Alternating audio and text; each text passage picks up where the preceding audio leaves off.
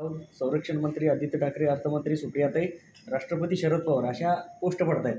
म्हणजे भाजप हरल्यानंतर जे सरकार आलं तर पंतप्रधान उद्धव ठाकरे होतील अशा म्हणजे महाराष्ट्राला जर नेतृत्वाची संधी मिळाली तर त्याचं स्वागत केलं पाहिजे आपण सगळ्यांनी. सोशल मीडिया उद्धव ठाकरे हे पंतप्रधान पदाचे उमेदवार इंडिया आघाडीचे आहेत असं मानायला हरकत नाही. आहेत का हे म्हणणार नाही, पण का असू नये असा माझा प्रश्न.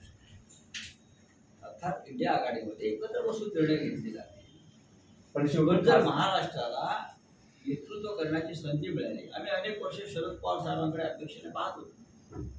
कधीतरी शरद पवार साहेब या देशाचं नेतृत्व करतील, पण अंतर्गत राजकारणामुळे या देशातल्या इतर काही बाबींमुळे शरद पवारांसारखा आमदार नेता अभ्यासू नेता त्यांचं कर्तृत्व असताना सुद्धा त्यांना ती संधी मिळाली याचं आम्हाला वाईट वाटतं.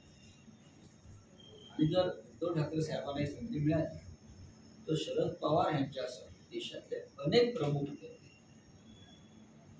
उद्धव ठाकरे यांना पसंती देतील. का देणार नाही? साहेब एक उमदा चेहरा आहे. महाराष्ट्रामध्ये मुख्यमंत्री म्हणून उत्तम काम केलेलं आहे. कोरोना काळामध्ये एक राज्य सांभाळलेलं आहे.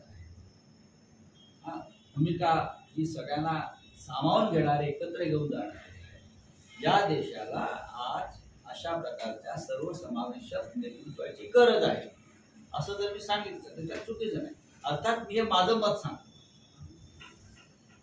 जेव्हा या देशामध्ये निवडणुका पूर्ण होऊन निकालला तेव्हा इंडिया आघाडीची नेते एकत्र बसतील आणि आमच्याकडे एकापेक्षा जास्त चेहरे आहेत. मोदी एके मोदी नाही ना, दिसापिटा चेहरा. पण